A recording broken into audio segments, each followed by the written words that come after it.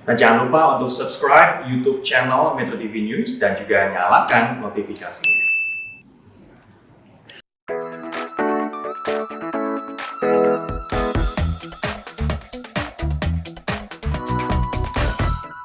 Halo selamat pagi pemirsa, saya Chandra Dewi kembali hadir menjumpai Anda tentunya dalam Cerdas 5 Menit.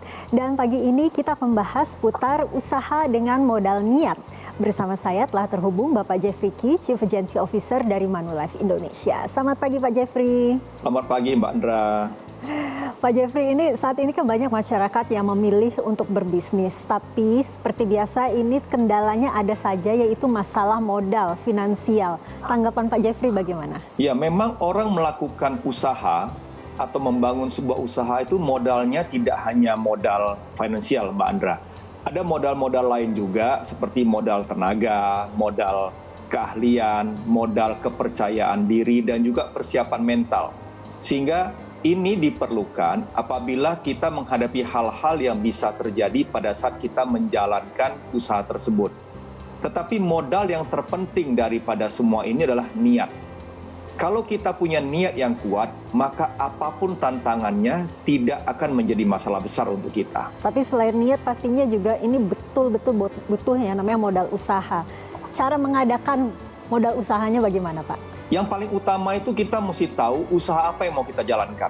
Itu yang paling penting. Strategi seperti apa yang mau kita lakukan untuk usaha kita tadi. Dan kita harus tahu benar berapa jumlah sebenarnya nih uang yang kita perlukan untuk memulai usaha tersebut. Kalau kita sudah tahu itu, maka ini menjadi sangat mudah. Sehingga pada saat kita mencari dana nanti, kita tidak sia-sia dan kita tepat tahu apa yang menjadi tujuan kita. Banyak cara yang bisa kita lakukan. Bisa salah satu caranya adalah dengan menjual aset kita. Kita harus lihat aset-aset kita mana yang tidak berkembang nilainya atau justru berkurang nilainya.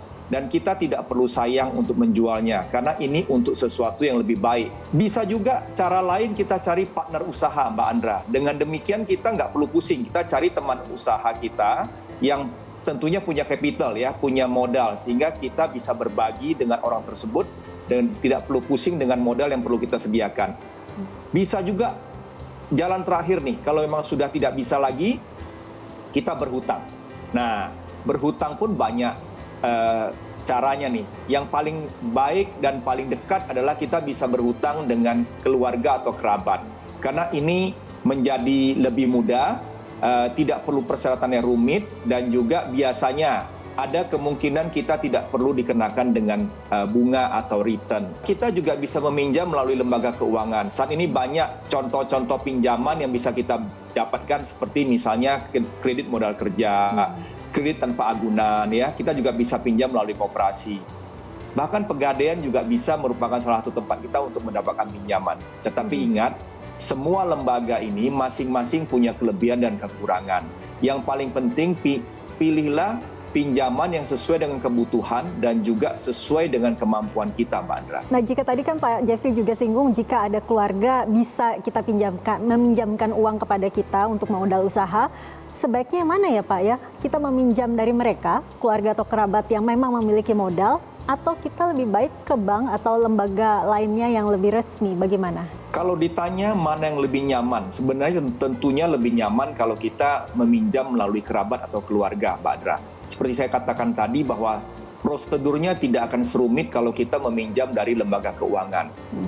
Dan tadi saya katakan juga ada kemungkinan kita tidak perlu harus membayar return atau bunga atas pinjaman kita tadi. Tetapi yang paling penting adalah baik kita meminjam kepada keluarga maupun kepada lembaga, yang paling penting kita harus tahu bahwa pinjaman atau hutang itu adalah beban. Kita harus mengembalikan.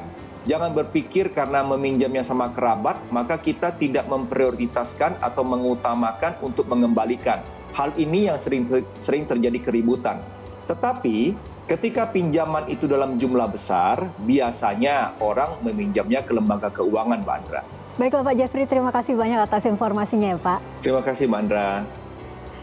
Dan pemirsa, demikianlah Cerdas 5 Menit, Cerdas Finansial untuk episode kali ini. Saya Chandra Dewi, terima kasih dan sampai jumpa. Dipersembahkan oleh